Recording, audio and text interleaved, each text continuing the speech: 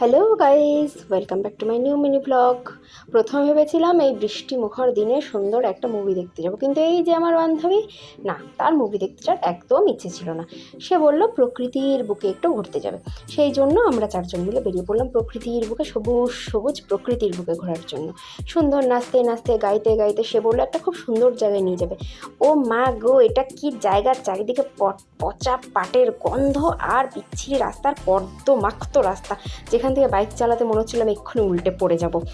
যাই হোক, যে কোনোভাবে সেই জায়গাটায় পৌঁছলাম, কিন্তু না, জায়গাটা এতটাও খারাপ ছিল না। চারিদিকে যে প্রকৃতি, সুন্দর প্রকৃতি, মানে বারাসাতের বুকেও যে এরকম একটা জায়গা এখনও আছে, সেটা এখানে না গেলে একদমই বোঝা যাবে না। চারিদিকে সুন্দর জল, পরিষ্কার স্বচ্ছ কাচের মতো জল, আকাশ বাতাস, একদম সুন্দর একটা নেচার, মানে দেখে একদম আমি তো অভিভূত।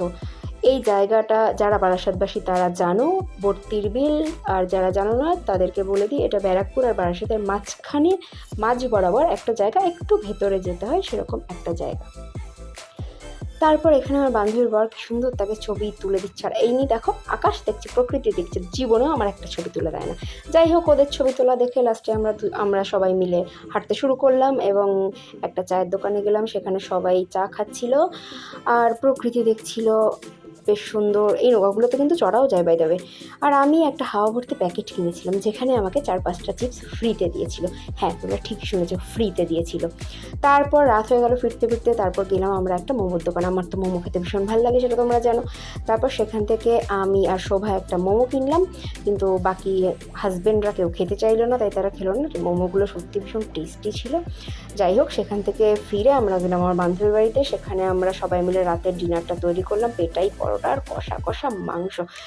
ভাবলাম যে একবারে ডিনারটা সেরেই যাই, শুধু শুধু বাড়িতে গিয়ে আবার বাবা মার খরচা করার দরকারটা। যাই হোক, আমরা দুজন মিলে এক্সপেরিমেন্ট করলাম, পেটাই পরোটা আর কষা চিকেন। দারুণ টেস্ট ছিল, মানে সুন্দর। দিনটা আমাদের যা কেটেছে, জাস্ট ওয়াও। এবার খাওয়ার পালা, এবার দুজন মিলে খাচ্ছে, দেখি কি রিভিউ দেয়।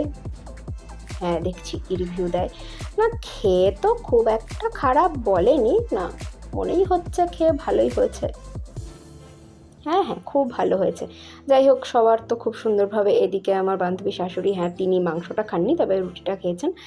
আম, আর আমি এদিকে একটু খাইয়ে দিল আমাকে। ওয়াও, সো ভালোবাসা, কত ভালোবাসা।